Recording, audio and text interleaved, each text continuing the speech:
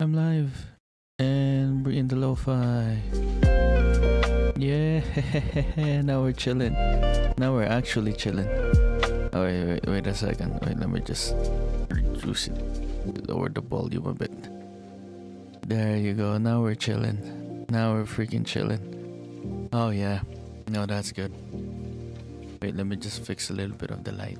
It's too bright.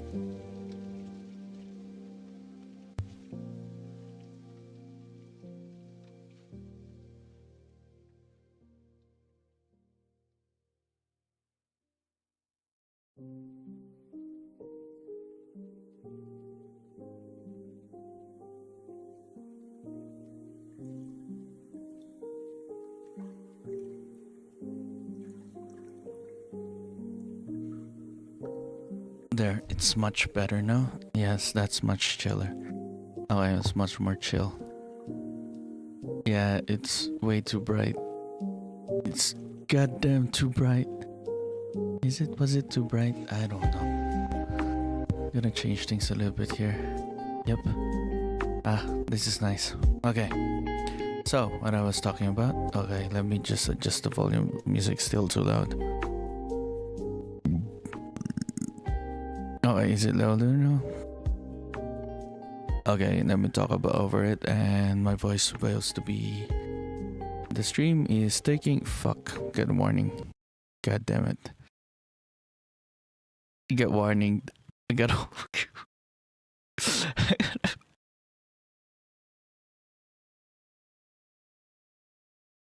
I got a fucking warning. Okay, I'm not supposed to be able to do that. Oh wait, no, it's not the. What the fuck? Why is my internet this? Holy. Oh my god, the internet. Oh. Oh no. Oh no. What's going on with my internet? Internet. Wait a second, wait a bit. Internet slow. Internet saying fuck you. Internet doesn't wanna cooperate. No, internet is slow as fuck. What the fuck? Oh, what the fuck? My connection is like slow. Oh my goodness. Holy shit, it's like freaking. Oh my. It doesn't wanna. It doesn't wanna. It doesn't want to. Why don't you want to? I don't know what to do with this. Drop frames 96%. Oh my god, 5 FPS stream. I'm having a 5 FPS stream. Oh, this is the 5 FPS stream. Holy shit, it sucks. Why does it suck like that? Wait. Oh my fuck. The settings. Wait.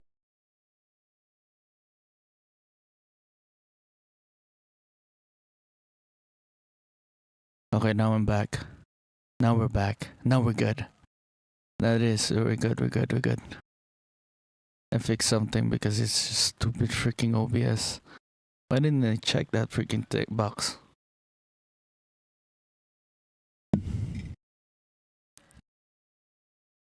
Oh, we're back.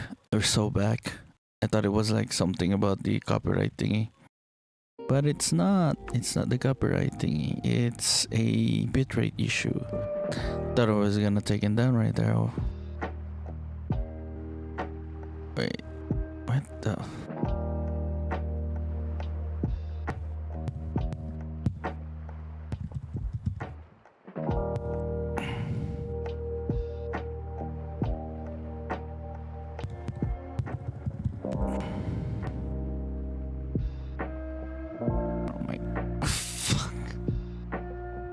Oh my god. Wait.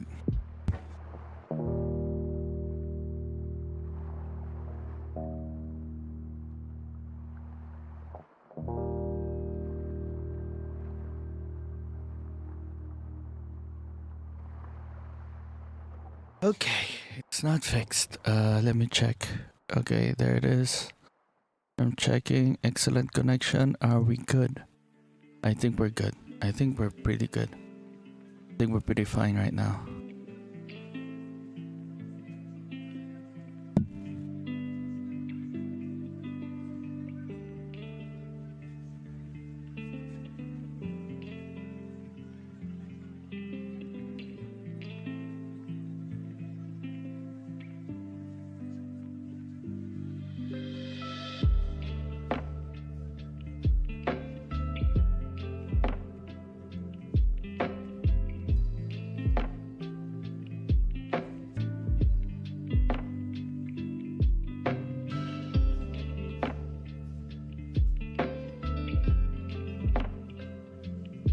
Okay. Now it's better. Okay, now the lighting is better. Okay, that's good. Okay, that's a bit good. I have like some issues with my. Wait, let me check. Let me check. I thought I had it. I thought the thing is fixed. It's fixed, right? Talk to me. Talk to me, Almighty. Oh no, I can't see if the stream is working or not. Oh no. Oh no, we got problems. Oh my goodness, there's problems. Huge problems.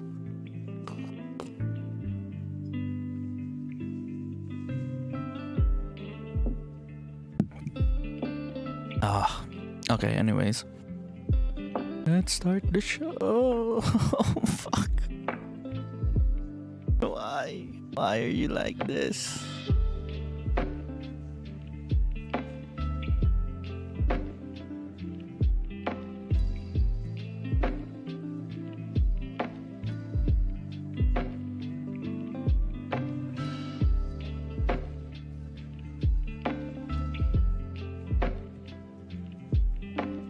Are we back? And we're...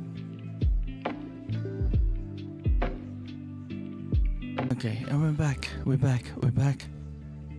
We're back. Okay, we're back. Okay, we're good. Oh, okay, we're good. We're back. Okay, that's nice. Okay, we're back. We're good. We're good. Yes. Yes. Okay. Now, to our agenda. For tonight's agenda. Where's my notebook? I brought in the notebook.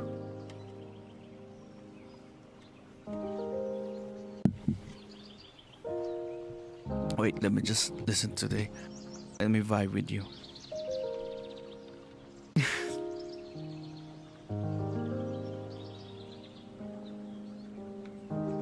Fuck, that shit's loud. Holy shit, that shit's loud. Okay, wait, let me...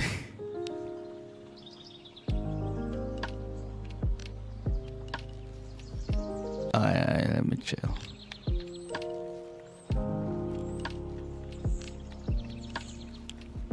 The waterfall, the madness in the streets.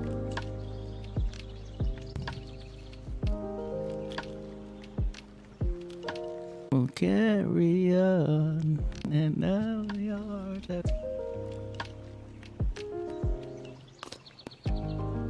Okay, now to talk about something. What are we talking about today? What are the things that we're gonna talk about today? The notebook. Okay. Completely forgot about it. I just like written it in the freaking title. I've set the post, community post, and completely forgot about it. Wow. Like, why even bother? Just kidding. Okay. Alright. The thing we're gonna talk about today's agenda. Oh, feet. Yay, today's agenda. Okay.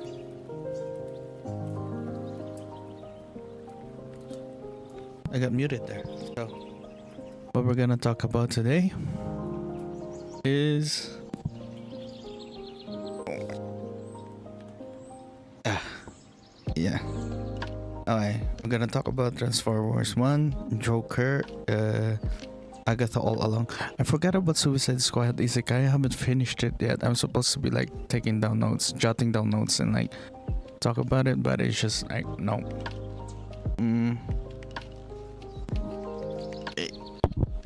Yeah, it doesn't look good when I go there. No, we're gonna talk about. Okay, so let's come to Transformers 1. Anybody watch Transformers 1? It's talking about Transformers 1. I was like so. Back when I was supposed to watch it, I was struggling what to watch during those times. Back then, when it was out in the cinemas, it was like out for like 2 weeks already. And then Joker came out. Joker came out when the Transformers 1 was still in theaters here for like 2 weeks. Joker came out. And I was like struggling if I should watch Joker, but I've seen the reviews. Oh my gosh, it's so freaking loud. Let me just turn off Lo-Fi Girl, man. Oh my goodness. Lo-Fi Girl is just way too freaking loud. I can't. Lo-Fi Girl is too loud. I just can't. Okay, now. Hello. And now we're back. Yeah.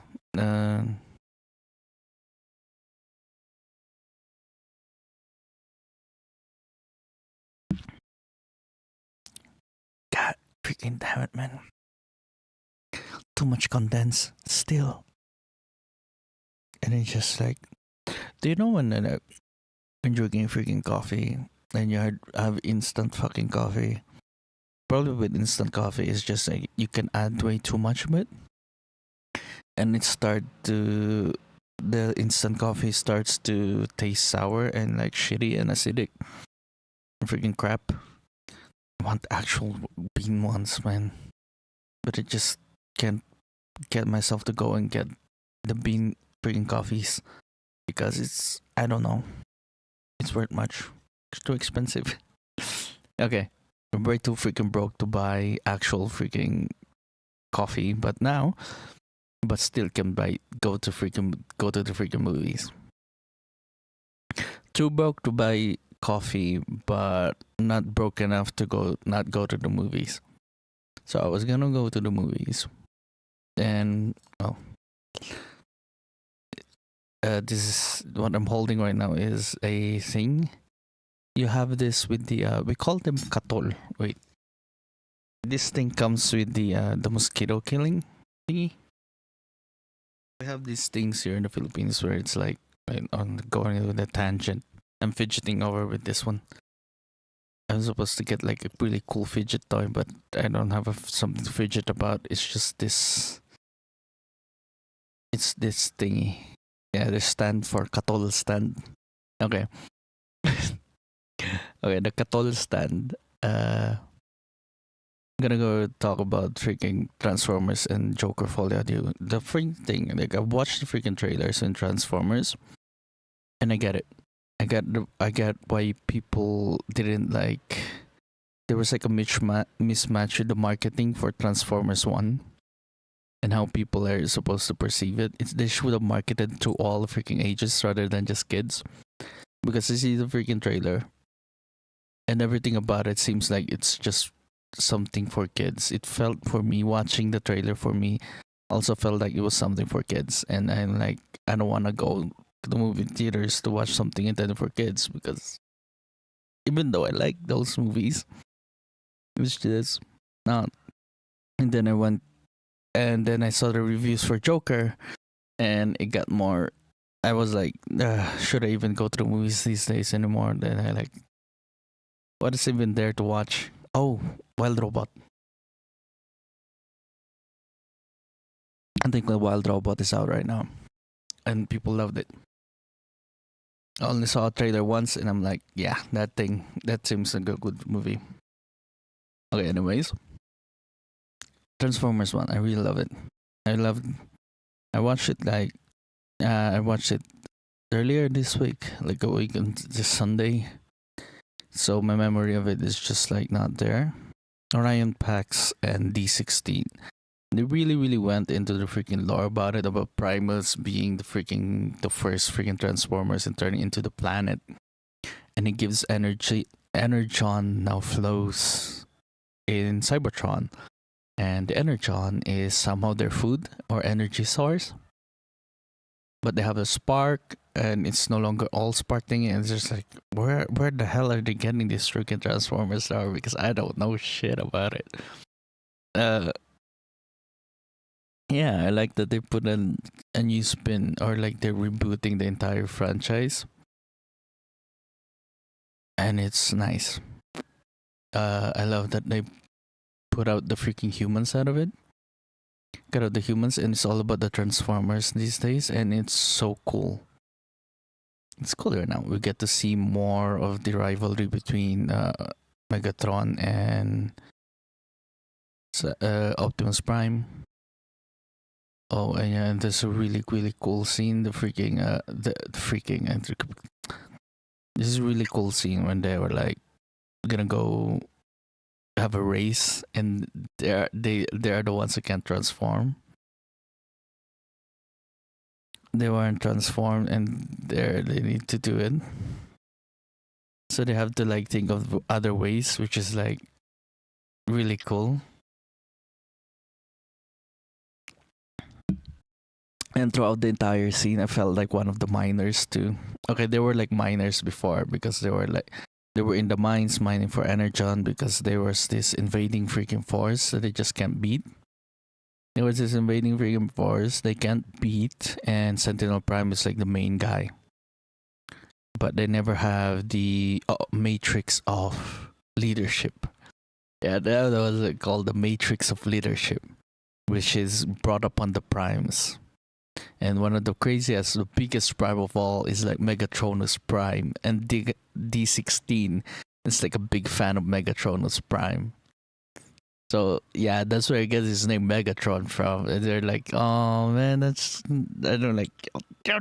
It's so cool, and you can see them separating apart as the story goes on.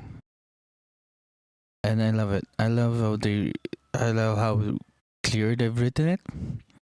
Like somehow it's still intended for kids, and kids could understand like their separation of how they think. I love how they do that. And it's just we're not confused as to where the things are going between the two of them. And somehow he still sees Orion Pax still sees him as a friend. They both see each other as a friend. It's just that their conflict between each other wasn't like truly solved. They did not address it until the very end, where D16 just, just betrays him and just left him. I don't know why he betrayed him again. Oh yeah, because they were like having. This is like really, really good thing about like having conflicting characters, where how villains are supposed to be portrayed as these days. It's just that they both see the problem. The villain and the freaking heroes see the problem, but somehow the villains have like a different kind of way of solving the problem. And it's all about the best way of solving the problem. It's you as a viewer gets to conclude which one is the best way as a problem, but it's a kids movie, so they're gonna like show you which one is the best way to solve the problem, which is like really, really cool. Because sometimes when you get to grow up and watch more grown up shows, the thing is that's when everybody sees like different ways to address problems. And you'll be like, I agree with this guy, I agree with that guy, until the very end where we get to see which one wins, right? Which one is solving the problem wins, which solution wins. It's like really, really cool.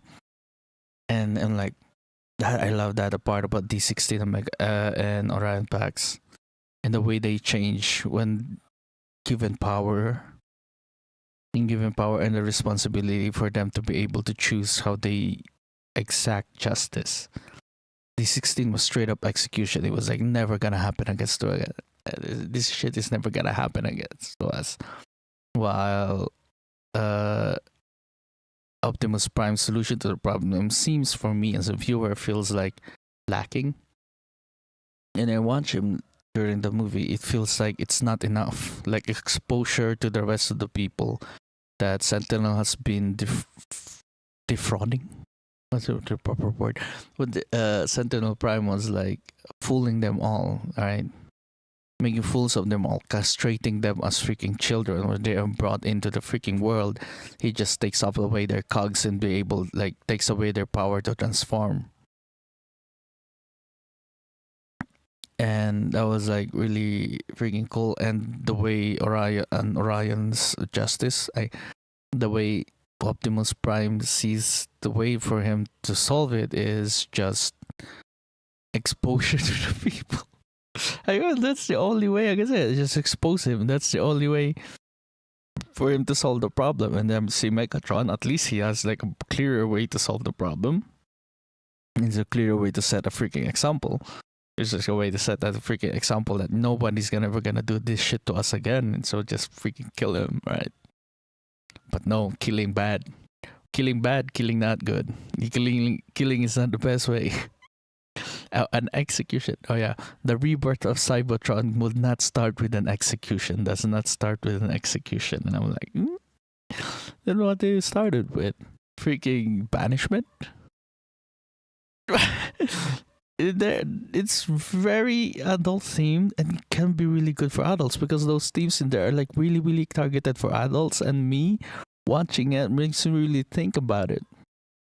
And I just, yeah, in the marketing for Transformers 1, they just addressed it to children. I'm like, man, if adults could have watched it, they were like, there's like started out conversations between the two of them with it, how they solved the problem. It was like really cool.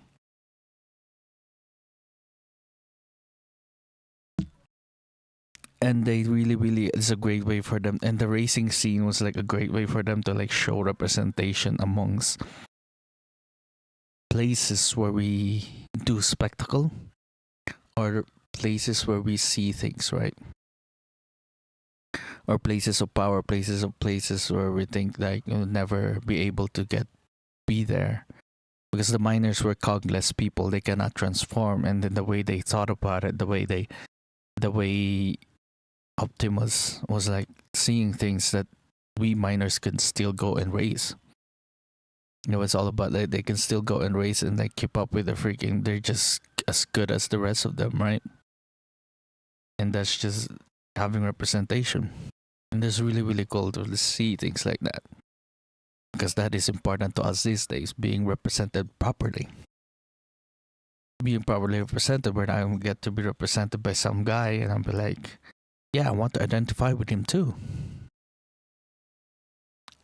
Yeah, it's just like really cool. But they didn't win. They didn't win the freaking race, and I was like, it's fine. For me, that was like fine enough. They participated in the race, and that was all good.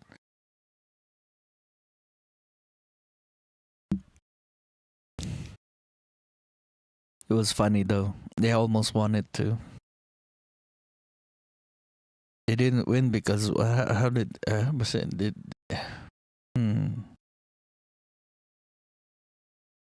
Wait, I have to code switch a bit. I'm starting to talk in Tagalog and I'm like, what? I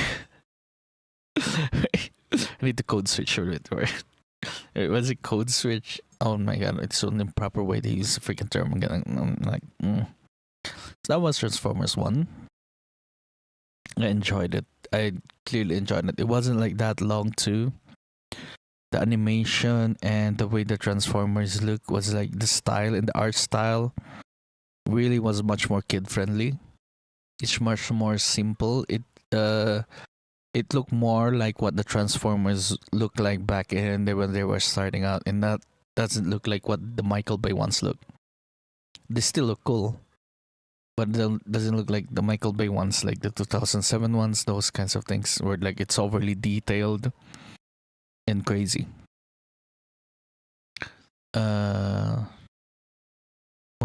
What else can I say? Oh, Alita was really cool. Alita was really Commander Alita. Bumblebee. Okay, now I'm talking about Bumblebee. Bumblebee is I'm sorry, I need to really look down. I am. Am I supposed to look straight to the camera? Okay, okay. Bumblebee. Okay, Bumblebee was Bumblebee. Oh, Bumblebee. His friends. He has friends. He was like in the depths of things. He was funny. Okay, he's funny, but I don't know what people. Some people, a lot of people don't like him, and they don't like those kinds of characters. Not a lot of people. Some people. Some people don't like those kinds of characters. Or characters that just keep yapping and don't shut up. But I like them. It just lightens the freaking mood. But I get it when there's like serious freaking moments and you put those kinds of characters, just takes away from the serious moments and it just kills the mood. But they were like, maybe because it's subjective. Okay. What else?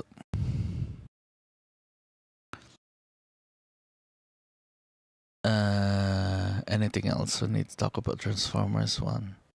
Sentinel Prime was the main villain of this one, and there was this alien freaking force. I forgot about him. Should have looked it up. Should have looked it up and said more things about it. Wait. Wait, let me look it up.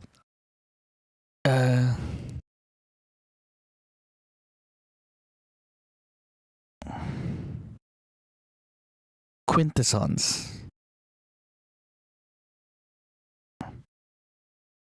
Okay, Quintessons.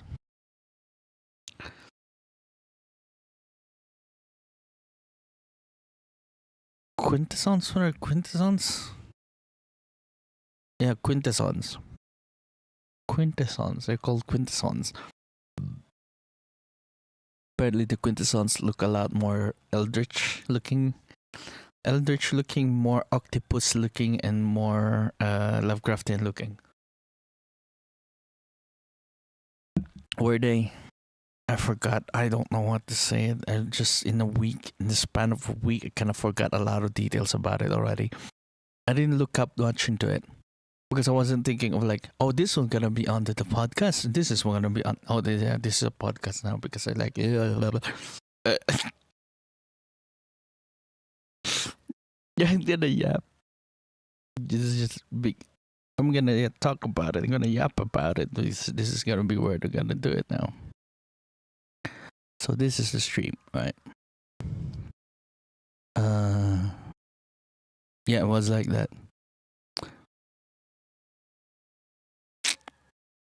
Oh.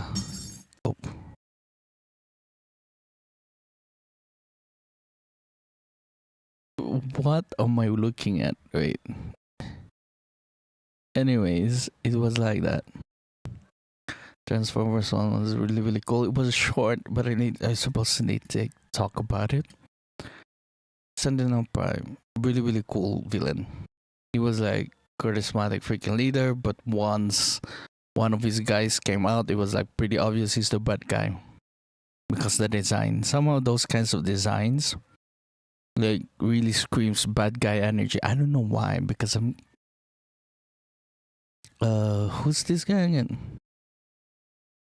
The High Guard. Oh yeah, by the way, when they introduced the High Guard, it's like really, really cool how they separated things between those two freaking factions, between the starting out of the Decepticons and the Autobots, because that's where they all started. They're not wasn't called Decepticons and they weren't called Autobots yet. But the way they started out really, really understands you as a viewer and be like, oh, I can like side with the Decepticons and I can side with the Autobots. I mean, deciding with the Decepticons, they're all about strength. And the way they see power is someone who's the strongest among them, right? And so they see their leader, and that's very, very Megatron. And that's how D16 is. He just beats the hell out of everybody. He just beats the shit out of you, and they'll be like, yes, he's strongest, we follow him. And that's very, very cool. But somehow strength isn't measured in those kinds of areas when you go to the Autobots, when you see Optimus Prime. I don't see it yet, but it see it better when it comes to the Decepticons. I'm seeing a side in them that I'm like, I can agree with. I'm seeing a side with them, and like it's just, oh, okay, that makes sense. Like a hear me out kind of thing. Like a hear me out. Like they have like this hear me out. The Decepticons may not be as bad as you think they are, and seeing them like that, starting out like that, it seems like they make sense. But somehow I'm more confused now with the freaking Autobots because I'm like, so Primus just chose you for what freaking reason? Because you don't want to kill? Is that all? That's the choice? That's the thing about you that makes you special, is because you just don't want to kill.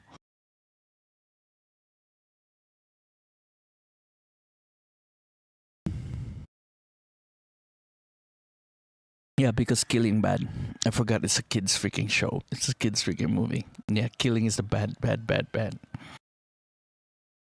I forgot. I forgot. I forgot it's a kids freaking show. Killing bad. Don't know. Yes.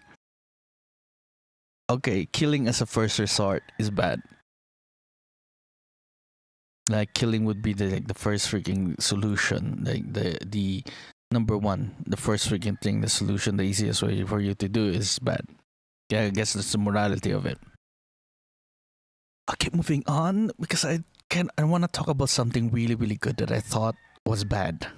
Okay, it turned out really really good. I thought it was bad. Thought it was something to be sidelined and just forget about it, but it's actually really really good. Transformers One was it? And then, and then we talk about the thing. Talk about the big fucking joke. Joker 2 is. I thought it was good. The trailers, I thought it was gonna be something freaking epic and good, and I'd be like, wow, the hell up. You know, you get me out of the freaking thing and have a raging boner for it, but it's not. I thought Joker Folie à Deux, Joker 2, just Joker 2. I probably butchered the way I said it. Joker 2, I thought it was gonna be good, I thought it was gonna be great, but then I saw the reviews and it was shit. And I saw the reviews and I was like, there's supposed to be, there has to be like a good thing about this freaking movie. And I'm like, nope, it's awful. And then I'm thinking, oh, what about Megalopolis?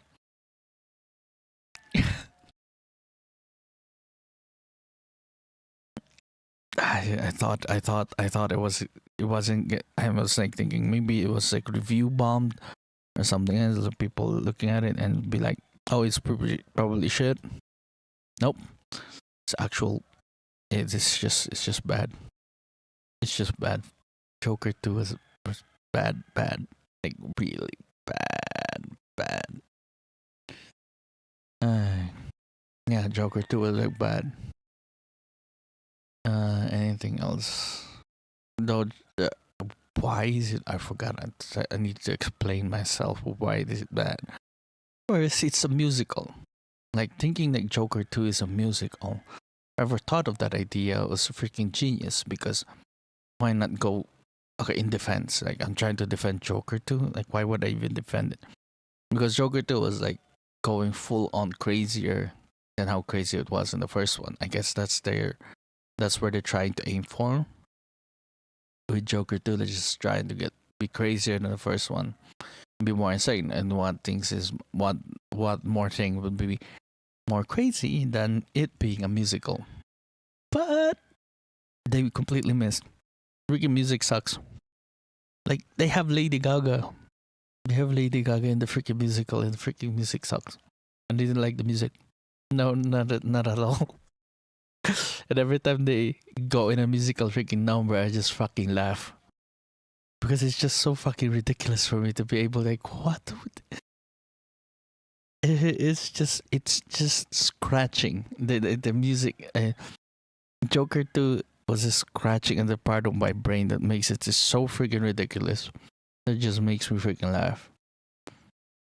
There are things about it that makes me freaking laugh.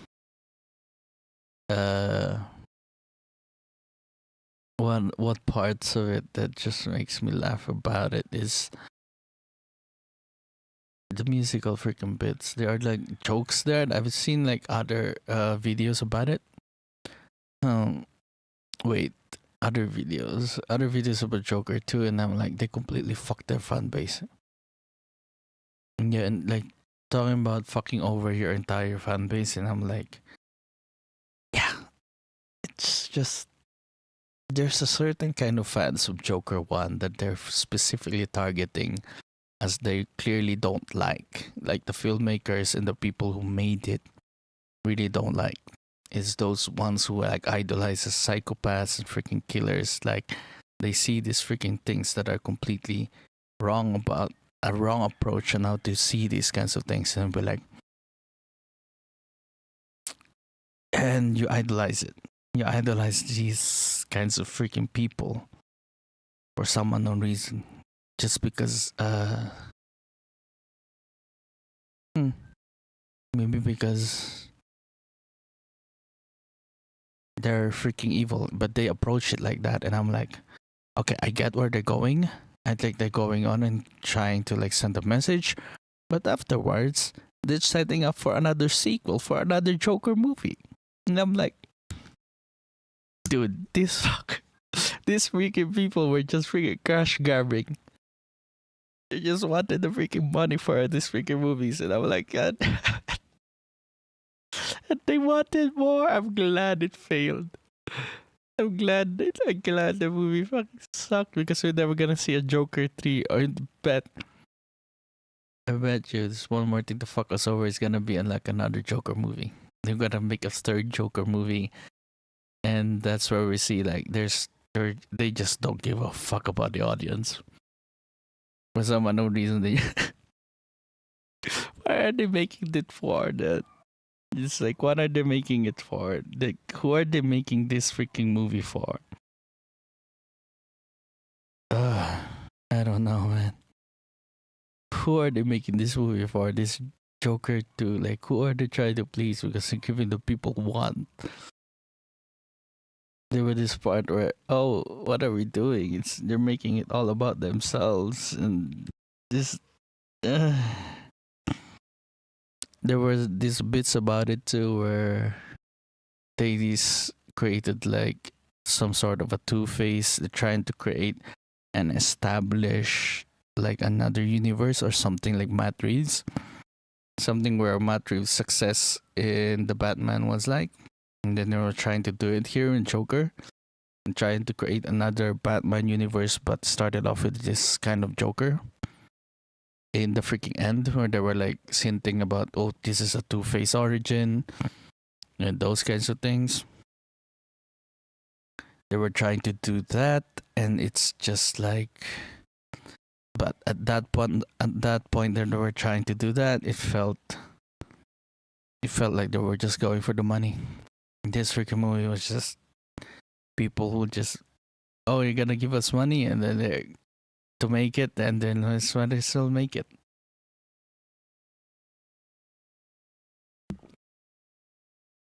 Because I've seen interviews previously in the when the first Joker movie came out, it was a huge freaking success. They were like talking about it, and they seemed to not like it, and they seemed to like show the freaking people that that's what the message I got from the interviews, right? That we do not want to celebrate these kinds of people.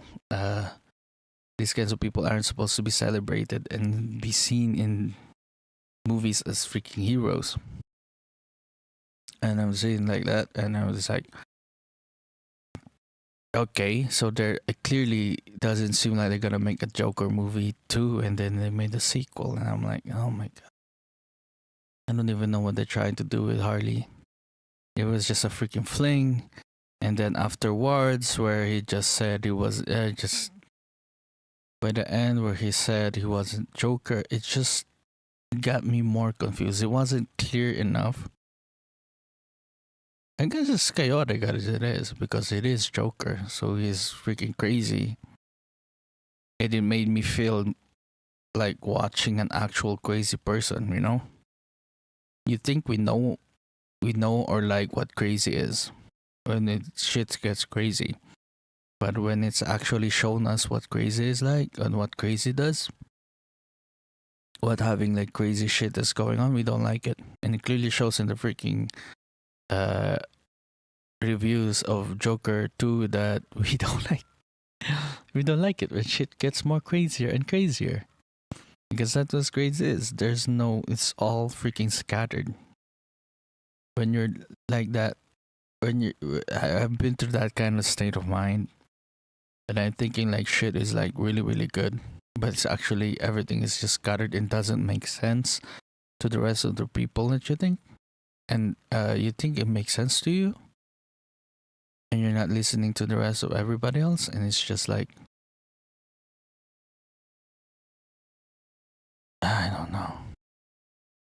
When you're trying to like hit the message, but it clearly isn't there. When you don't have something clearly thought out or clearly communicated to the people watching or the people listening to you, and you think you're communicating it to them clearly, but you're just showing one thing that it just there's no connection from one thing to another, and they cannot just see it to the way you connect it, and they can see it clearly. It's just like that's what Joker 2 failed at. It just failed to see the connection between the two of them. It's just being spectacle after spectacle and things getting crazier and crazier and trying to get bigger and bigger and trying to get crazier at the end, and someone creates and achieving so many things and it's not there. So I'm like, fuck no. Yeah, it's yeah, we thought we wanted crazy and shit gets crazier and we're like, yep. Shit got crazy in Joker Folie à Deux. And it completely missed the mark, man. A lot of people did not understand. Maybe it's a miscommunication between the audience and the filmmakers are trying to make. And yeah, did not land. The musical fucking parts too. I don't know why they tried to make it a musical. Because that's what I'm looking at it like the musical. I could like take it seriously too. Because I was like truly, I like the Joker, so I was like really, really looking for salvageable things to like about this movie. You know, without it, I was like looking for things to like about this movie. But somehow, as the movie goes on, it keeps just showing me that it's just not that good. I was like looking for things for it to be good for me, but it's just I only see it as a fucking joke and something to laugh at. It's like somehow my subconscious keeps laughing at a bunch of things in here that is just like, why is this funny to me? It's not funny. But somehow this movie is just freaking funny to me. I need to rewatch it again and explain to you why it is funny, but it's just funny to me. I was like trying to see or trying to portray that some of the musical parts were supposed to be the crazy parts where he dissociates himself from Arthur. Like somehow the Joker and Arthur are two people different things because the lawyer was defending him or trying to create a story where he's like the Joker is dissociated from the Joker. That he created an identity or different identity or the different persona to be the Joker, which killed these freaking people, and these were supposed to be his defense. And for us as a viewer to see this defense was these musical parts when things got freaking when they started to sing, when they started to freaking sing, we see the from the detachment from reality, where he detaches himself from reality and sees things differently. But they don't show that in the movie. I was thinking it was like that because it was like a freaking musical. And I'm like, that's a good way to see music and to see people him singing that would explain it, but it's just not there. I was thinking it would be like that. It could be like that, but it's just not there.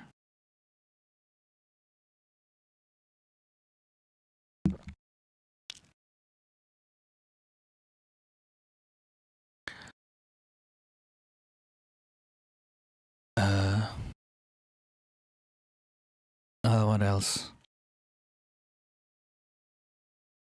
What else is there? What is there for Joker 2? Let me think. Wait, where's my notebook? Let me see it.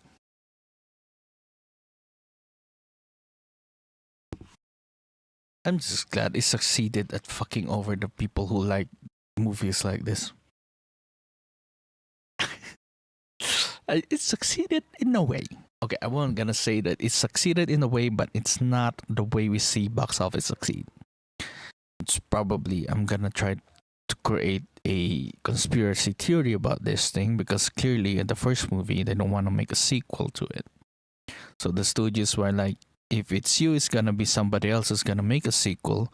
And if it's gonna be somebody else who's gonna make a sequel, it's gonna be good. But if you guys make the sequel, you can turn it into a freaking shit show. We're never gonna see Joker again. And they completely turned it into a shit show, and they succeeded at it. That's the only way I could see Joker 2 to be a success. A success in a way that people, in the way they're sending a freaking message that these kinds of movies should not be ever be made. That even though it was highly rated by freaking critics, they as a freaking filmmakers were able to say and send a message that we don't want to make these kinds of movies, and these kinds of movies are just not good.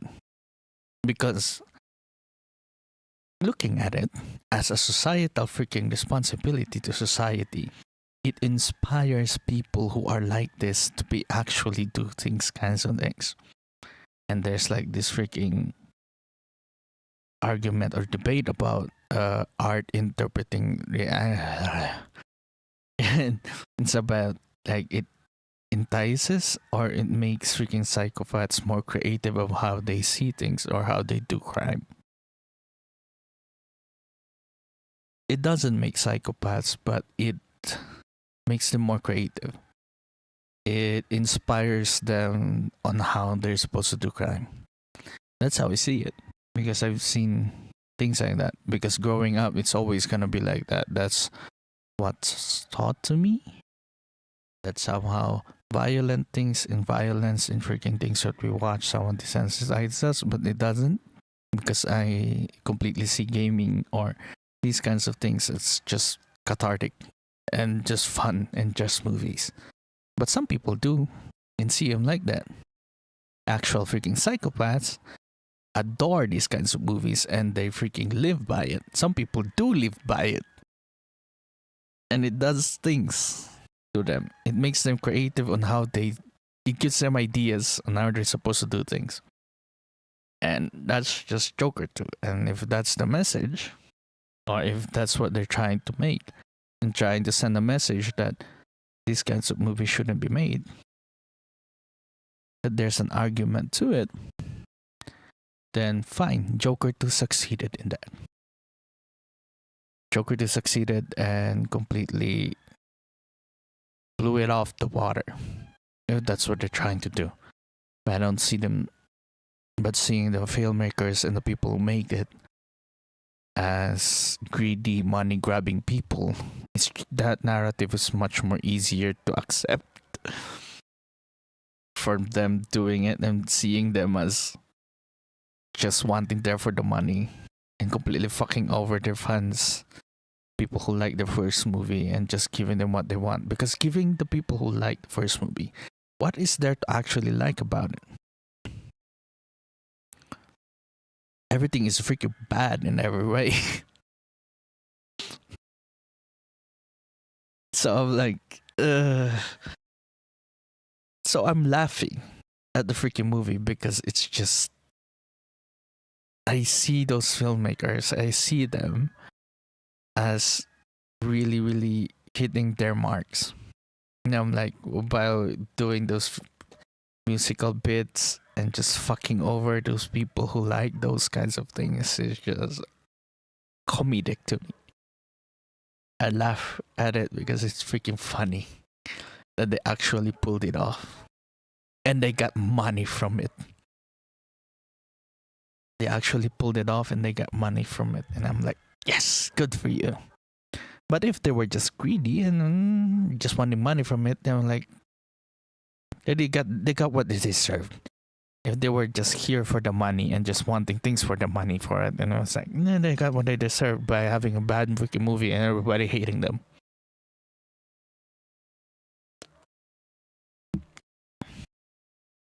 I think this is gonna be a short freaking stream. Short stream, not being like 4 minutes.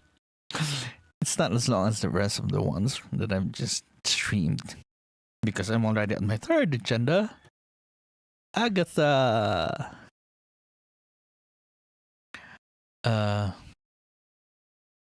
Agatha all along, but Agatha all along, I'm like, I watched Joker 2, and that's what they did to me.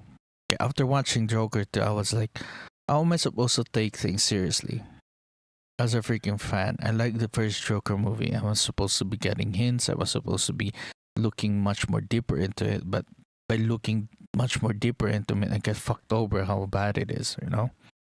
And I'm like, I got tired of it for a bit. I'm like, I wish. And by the time, I got tired. So by the time I'm watching Agatha all along, which is like a series where you're supposed, if you're a fan, you should like definitely look deeper into it and look harder into the things because there's like a bunch of Easter eggs that rewards you for be looking deeper. It's a series that somehow rewards hardcore freaking fans about the freaking comics, and we're like, yeah, they reward you a little bit for it, and they reward, we're looking deeper into it. I think Agatha is that kind of movie, that kind of TV series because it started off with just a detective freaking story, so you could go full detective mode and be rewarded for it.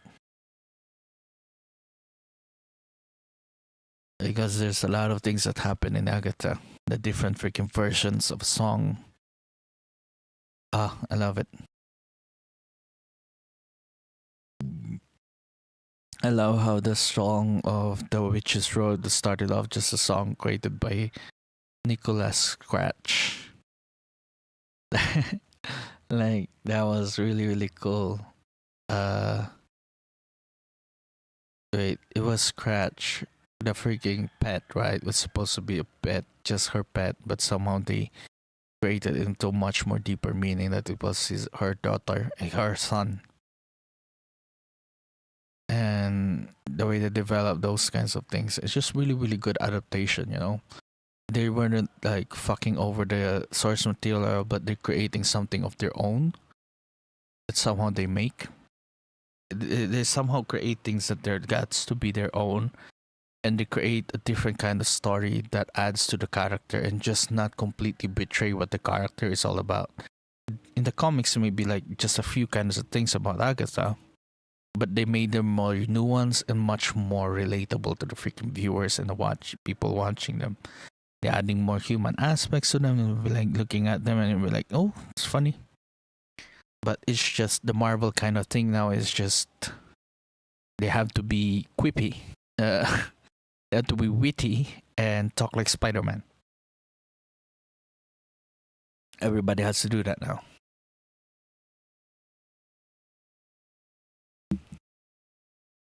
That's the only thing I don't like about Marvel, because everybody talks like that, and they're like, really? Do we need everybody to talk like that? Because it's funny and the jokes land, and I like the jokes, and I'm like, I'm part of the problem. I like it when they talk like that. I like it when they talk like that, and they now these witty freaking remarks and quips, and I'm like, it's so freaking funny. I love it. But it's just everybody's talking like that anymore, and I'm like, oh no.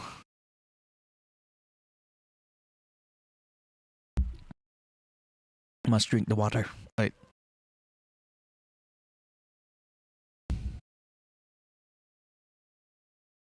So being like that, what about Agatha that I love? I love Death. Is Death gonna be just Aubrey Plaza, or are they gonna have different portrayal and different images of Death? Different personifications of that for different series. Like a different person might see that as something else. Or is it gonna be just Aubrey Plaza? It would be really cool too. Wait, did we have... Oh, imagine if Star-Lord meets Death. That would be a really, really cool for Parks and Rec fans. They're both in the MCU now. That's funny. That's fun. What else? God, I'm old. Like Parks and Rec. That was like, more than a decade ago. The really cool parts about it is the evolution of a freaking song, or how a story is turned from as throughout time. When a story keeps getting told all throughout time, it changes, and somehow it solves a different purpose for different freaking people. How it changes like that, because for a different freaking person, for who is this one? The ones. What's her name? Wait, let me look it up. The one, the cursed one. What's her name? Alice. Is it Alice? Agatha Alice. It was Alice. So it was Alice. Let me just stretch my freaking back. I'm hunched over. And I just, I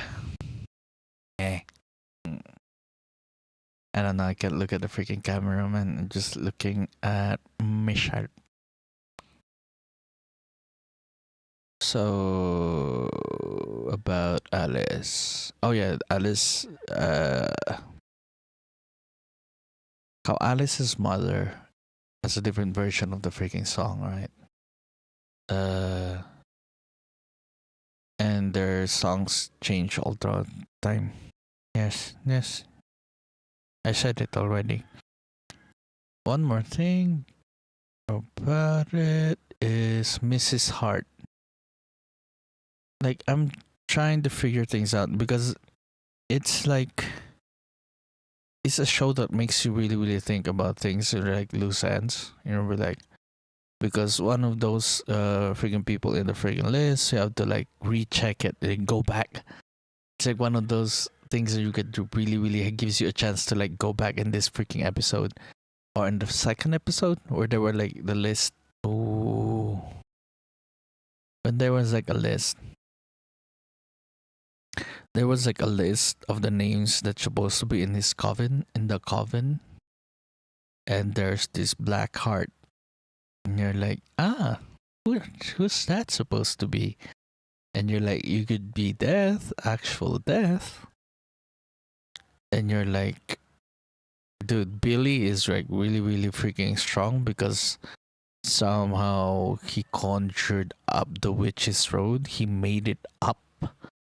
And by making up the witch's road, he's the one who summoned Death. That's pretty OP for me. Very overpowered. Very strong. Really, really strong magical powers. Because the witch's road doesn't actually exist by the very freaking end. And it was just made up by Billy. And what else were there? The freaking list. Who's the Black Heart? Because it might be actually Billy. And going full on detective. And what are other things? There are hints and things that were given to us. Yeah, you could really, really dive into it. But by the time I was watching Agatha all along, I was just like out of it. It was supposed to be a TV series that I'm supposed to look hard into it and just watch the freaking things going on, but all my energy was spent on Joker. And I'm like, I still appreciate Agatha just being a casual viewer. I'd approach it as a casual viewer and not just really, really into the freaking Marvel things, and they're like, I liked it. I enjoyed it. But Agatha all along, as in itself, because Agatha all along, or we've been watching Marvel, anything Marvel these days is somehow people tend to have the misconception that you have to do your homework, that you do and watch all these freaking movies, all these freaking TV shows before you could ever appreciate the thing just in itself. But I don't think it's like that. I don't think you need to watch everything else for it to be truly enjoy it. I don't think you need to be a hardcore freaking fan to truly enjoy Marvel things. And I watched Agatha all along, but I like that. Watching it like that, and it's like it's good. I enjoyed it.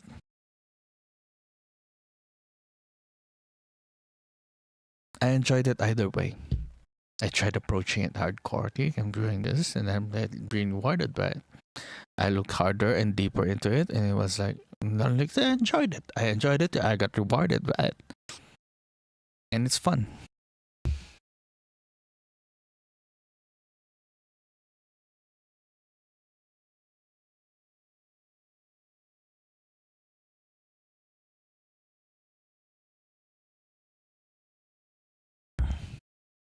I guess that's what the other Marvel things missed, because they were trying to cater for a lot of freaking things. This is really hard. Imagine, imagine the creators of those kinds of things, because they need to think about a lot of things, because they have like different freaking audiences, different levels of audiences that you need to expect when making things. Especially when you have like the success of WandaVision, you'll be like, oh, people like WandaVision, so we have to put WandaVision things into this one. And damn, what happened to the old Vision, man? WandaVision got dismantled, and they rebuilt him in WandaVision, right? Because he saw freaking Vision, and he saw another Vision, two visions. There were like two freaking visions, and the other one went to the self-discovery freaking journey. I guess, I don't know. Speaking of Marvel, uh, speaking of Marvel, you're gonna lose your marbles when you look too hard into Marvel, man. Like holy freaking shit, you can just stalk Marvel all freaking day.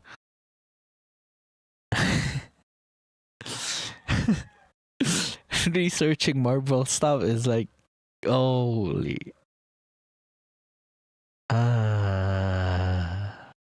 It's hard. Okay.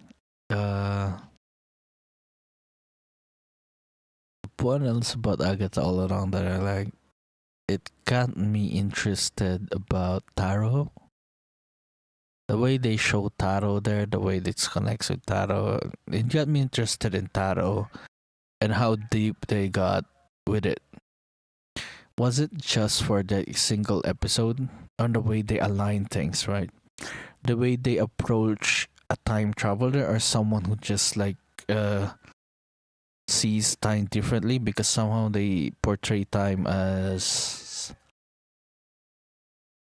something that isn't linear. Because Lilia, was it Lilia? The way they did Lilia, or someone who travels through time cognitively like that, is crazy insane.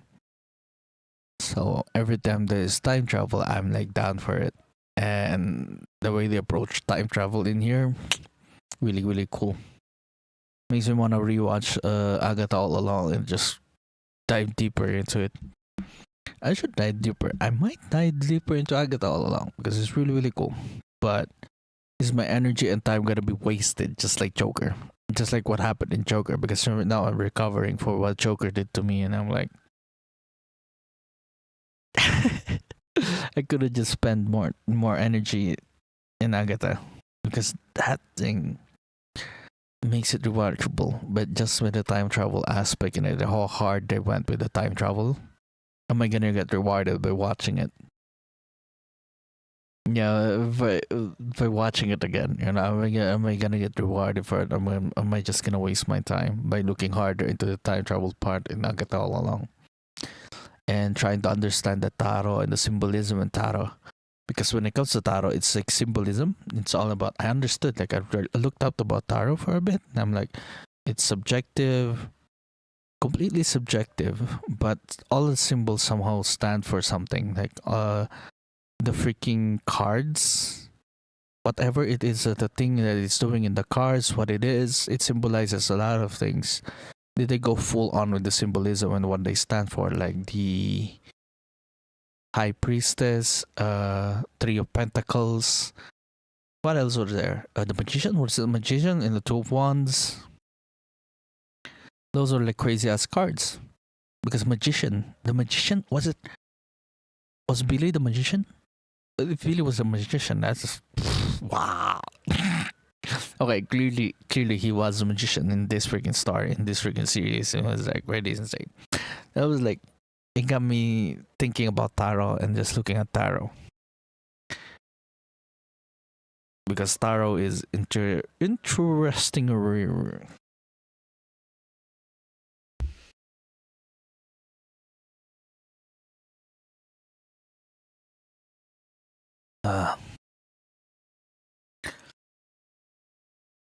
Oh my goodness.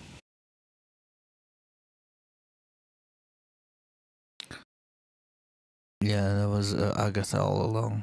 And I love the set design. The way it was like the choice to portray or to show us that there was I think they really went hard with the symbolism in this one. Because the way they show the Witch's Road as a set design, the way they show the Witch's Road as a set or a studio set. Everything in the Witch's Road is like a studio freaking set, and everything outside of it was like somehow shot on location. Was so freaking good because by the time the end of the episode where they were like back into the real world and then brought back into the real world, there was like really set freaking set. They were like on location pieces, or if it's not on location, it was a dome. Was it? Did they call it dome?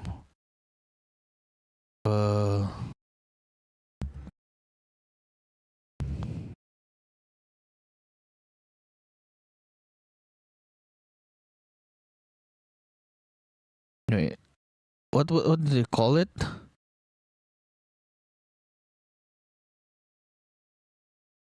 Oh my god, what do you call it?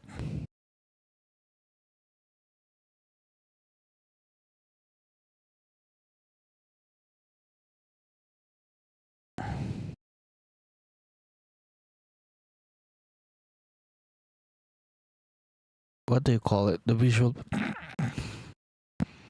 Yeah, the virtual set. I thought it was like a virtual set or like not. Oh, okay. That was. It flashes. Okay, it flashes when I'm looking at a white freaking screen. It just clearly shows in the freaking in the thing. This thingy. Yeah. Will I have a question. Does this look good on a short? If it was like a freaking short, will people like watch it if I don't look directly into the camera like this? Look at me.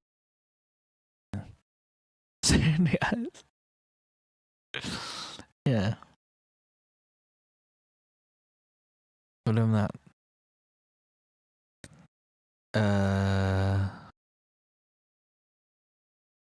Yeah, was it like a virtual set or like on location? The way they showed on location and the way they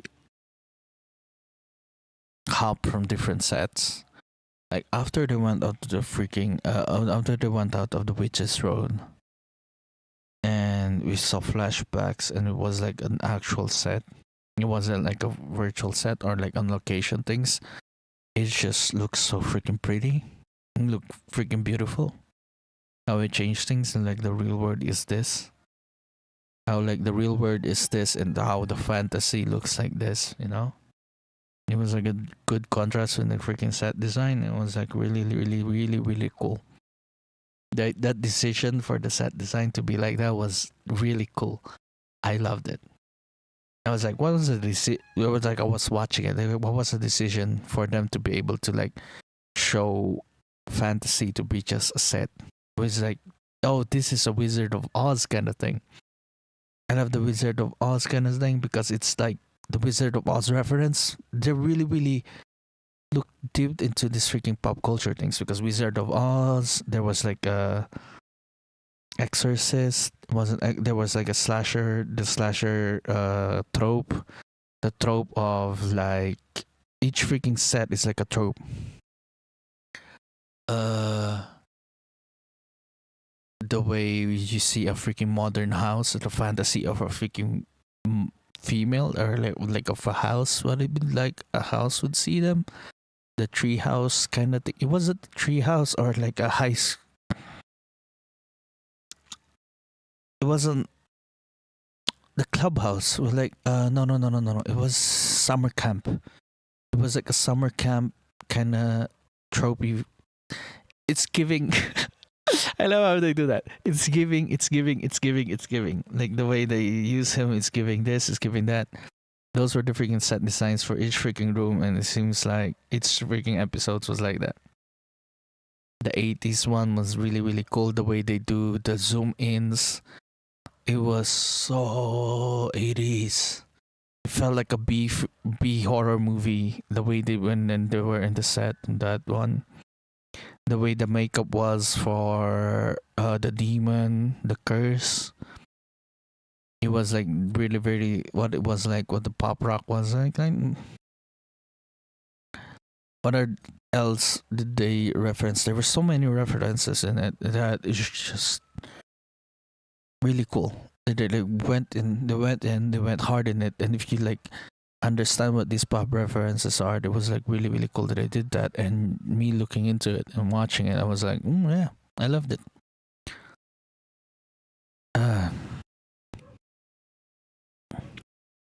I wish they used 80s lenses there too. They would have went more hardcore with it during those set tricking designs. They would just like have film and shot it on film. 80s panoramic, like they would love it if they went nerdy with the lenses. But they were the zooms, the pans, the way it was filmed. It was like on 80s. It really, really was like an 80s shot in the 80s, like an 80s freaking film. During those set designs, there was a part like that, and there were like horror films that it was like a nod to a lot of horror films back then. The way they'd use ghosts and the way they portray ghosts in this one, and that's how like ghosts were like in those movies back in the day. What else? When it's just so cool. Oh, I love the representation. Speaking of representation, it's just like there was this one part in it. Bonerific 69 was the best part in it.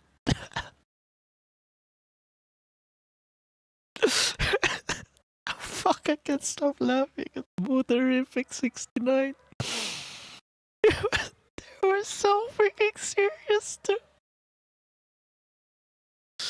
That meetup. Oh, shit. That meetup. Holy fuck. It was so funny. They pulled it off, man. It was so fucking funny when they pulled up Bonerific 69. Is that what's gonna happen in the Fox franchise? Is Deadpool the only one that's gonna survive from Fox? Is Deadpool and Wolverine are the only ones who gonna survive from Fox? Or the rest gonna be like shitty freaking cameos? I don't know, man. Quicksilver has started to Bonerific 69, and I'm like, are we gonna see Cyclops turn into that shit too? Who else? I don't know, man.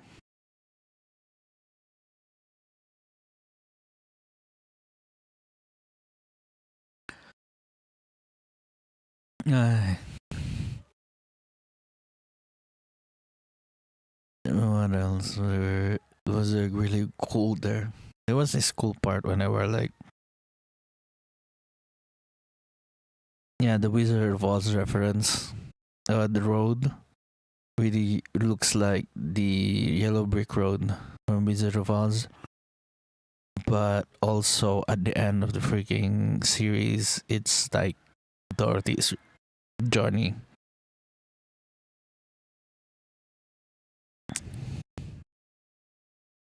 Yeah.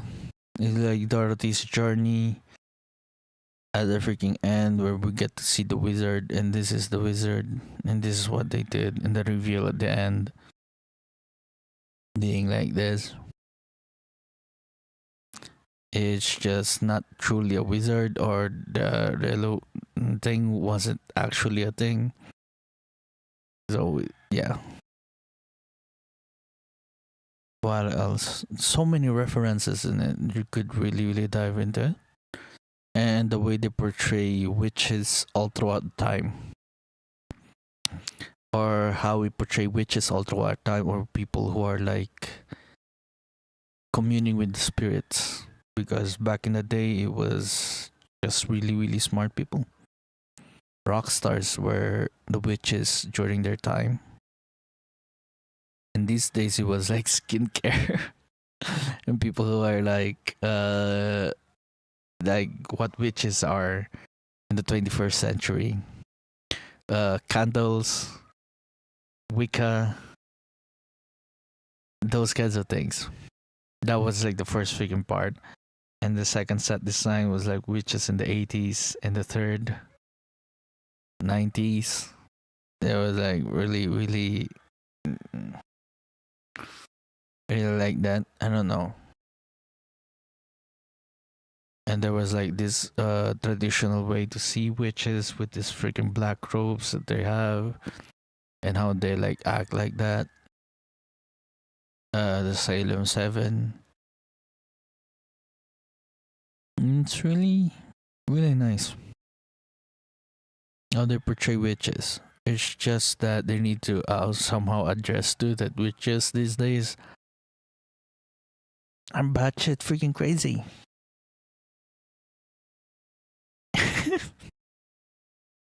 I guess they're trying to make witches cool now.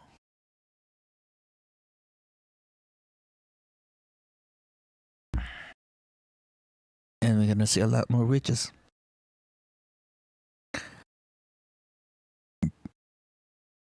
Ah. Hmm. Hmm. Ah. Yeah, and it went through time. The craziest part was actually Lilia. The way she was hopping all through time. All throughout time. Yeah, that was so cool. I really love that part. And so we're done. I was supposed to. So and more. And this is the more part. Uh, I don't know how to talk about this last part. I I don't know if I should talk about it. It was just so hype. I just recently watched it.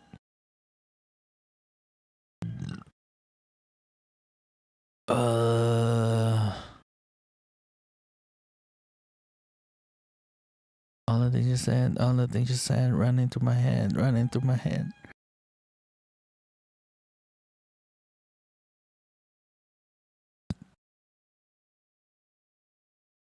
Okay, the last freaking part.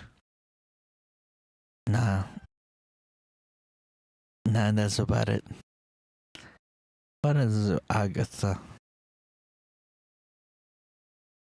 I like how they do it like that. I like how they just they just picked up a characters from the freaking comics. They're just not as good or didn't turn out pretty well in the comics, but somehow pulled it off in the freaking they pulled it off in their adaptation.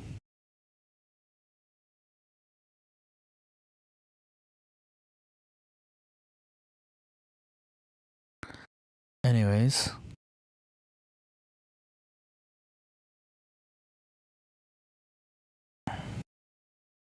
the audio bitrate is lower. I think it's fine. I think it's fine. Wait, let me just. Is it fine? Oh my god.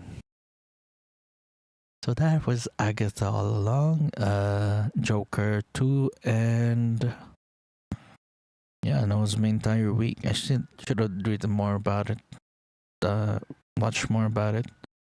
Not the way, man.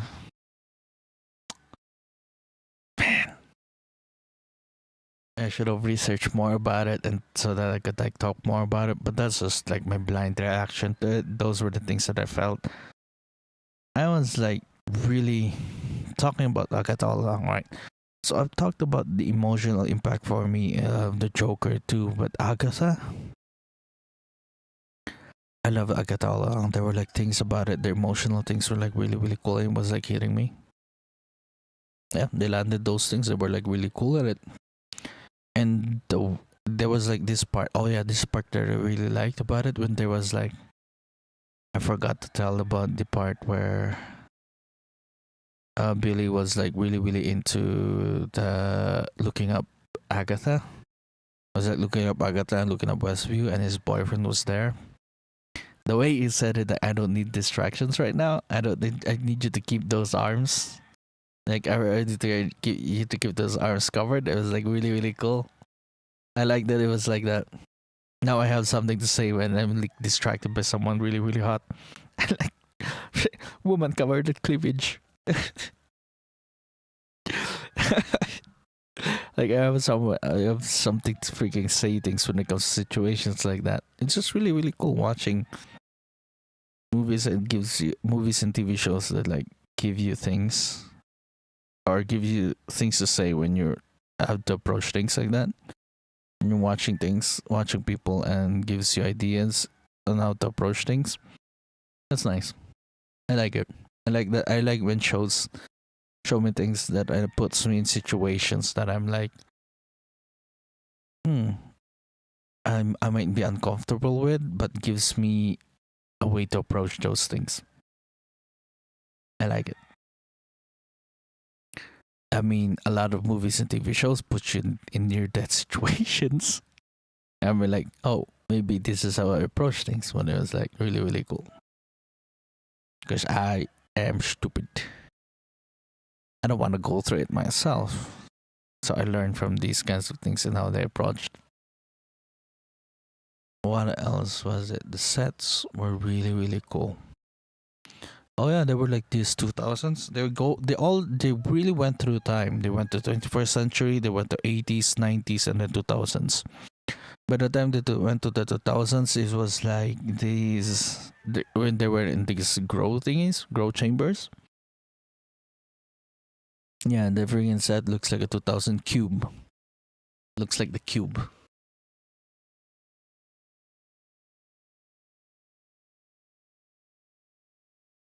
I'm just curious, like there weren't any Hellraiser. Were there any Hellraiser references? I don't think there were any Hellraiser references. It was really cool.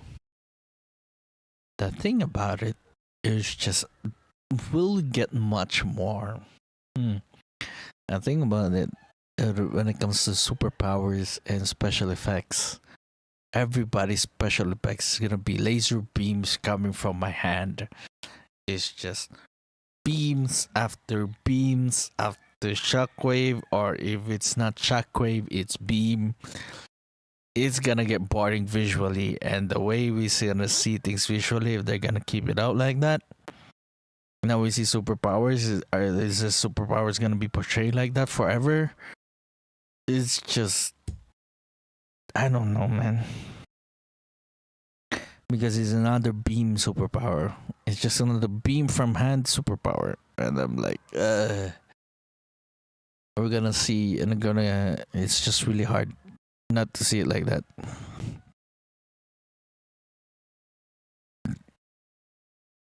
Beams, just more beams.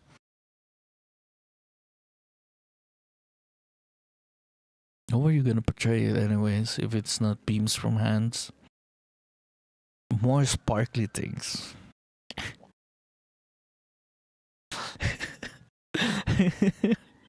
Imagine. Because I like it when they go psychic powers. When you go psychic powers, it's just very, very trippy ones. Just like how Cassandra was like the way she was like fingers through head, and they were like, that was cool.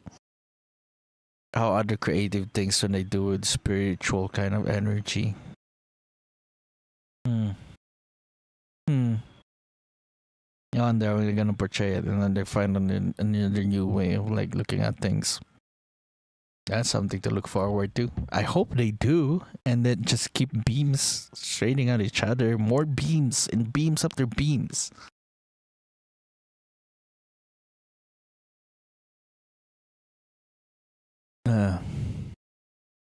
Just beams. Another beam guy.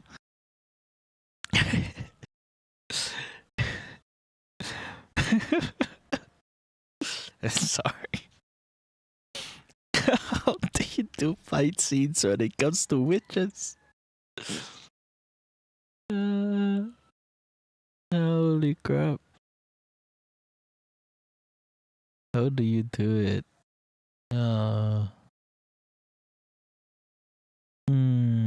No, right? I'm like thinking about it, and I'm like, I can't find another way to do it, another way to do it better. I guess that's how people get paid, man. When they find solutions that are just better, that are just different. That's why they get paid the big bucks. What else about Agatha? I thought I was like, I'm glad I watched it, I binge watched it, rather than going for it week to week. Because if I went week to week with Agatha all along, I would have gone crazy about it.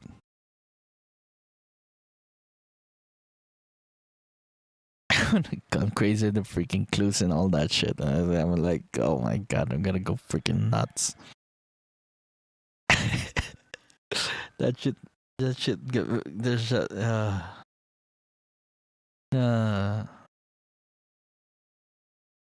okay.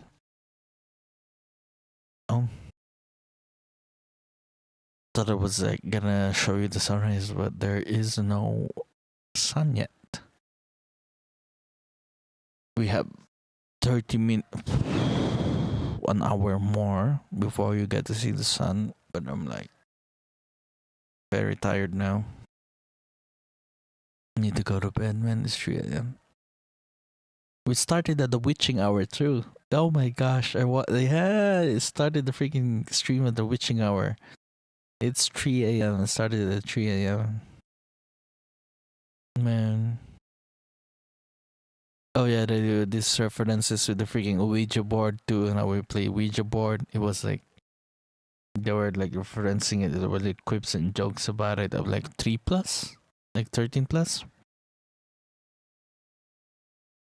Like it's a game.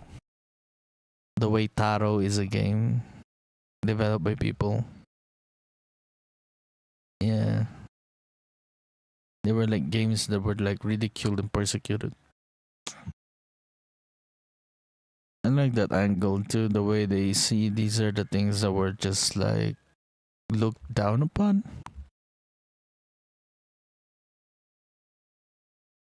Just because they were different. Really, really cool witches. That's how we see witches these days, and how we see witches all throughout history. Like Lilia was like a witch from back then, and we see witches back then. Uh, Agatha, and we see witches those days too.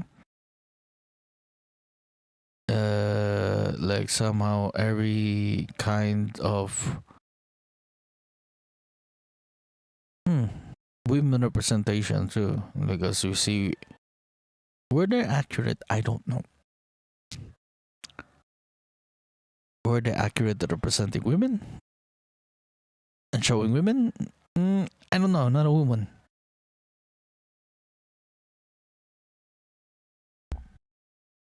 But I liked it.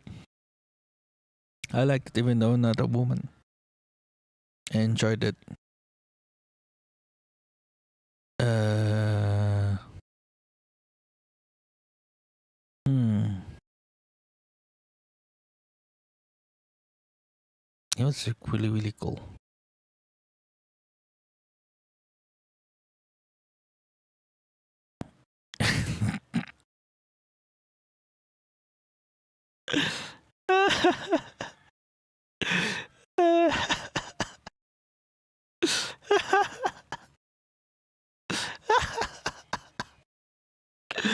I just can't freaking. Why did I even go there? I'm not supposed to go there. And then make the conversation wasn't supposed to go there. Ay. Okay. I'm gonna end it now. This is the end of it. Just an hour. Yeah, just an hour for today. Should look up more into it so that I'll be able to say things, but I'm not looping. Maybe because I wasn't looping these days. Okay, I loved it. I stayed for a while. And thank you for the conversation. This is about it. This is about the entire thing done. I've watched Arcane, but I can't say things unless I finish it. I'm currently watching Arcane. I'm like waiting for Severance season 2. I never talked about Severance. Severance season 2. The Penguin was about to end. Oh, final episode of the Penguin is about to come up. I'm really hyped up for that. I wonder what's gonna happen. I wonder what's gonna be the conclusion of the Penguin. Finally, that's about it. Yeah, that's about everything else that I'm currently doing right now. I'm at the final book. I'm at Chapter House of Dune. I'm reading Little Life too. A Little Life by Hanya Yanagihara. It was really cool. Okay, and yeah. Okay, that's about it. That's about the entire stream. I'm gonna go now. Thank you guys for watching or coming in. Somebody came in throughout this stream and freaking listened to me yap about Joker. Okay. Yeah, I defended Joker, and trying to defend Joker took a lot of my brain cells that I just couldn't enjoy Agatha. I couldn't look into Agatha. I don't know, man. I apologize for my previous statement. Oh yeah, one of my previous statements was like, would you watch Agatha or the Penguin? I was like, yeah, I would watch the Penguin, but I would watch Agatha later on. I'm also watching Dan Da Dan, and I haven't I finished Vinland Saga too. Oh yeah, I was supposed to finish season 2, and I'm like, not interested. Letting it marinate. And that's gonna be it. And Lips of an Angel is playing. Ah, shit. Okay, I'm done. I'm done. I am done. I am done. This is the end of the episode. I don't know how to do this. I need to be more. Probably. I don't know what to say about this. Oh, yeah. Anyways, it's gonna be the end of the podcast. It's gonna be what I'm talking about. Bye. Bye bye now. 1 hour and 31 minutes later. Okay, bye bye. Bye bye. Maybe probably people gonna watch it now because it's like an hour. Okay, anyways. Bye. It's gonna be bye bye. Bye bye. Bye everybody. Bye. Bye.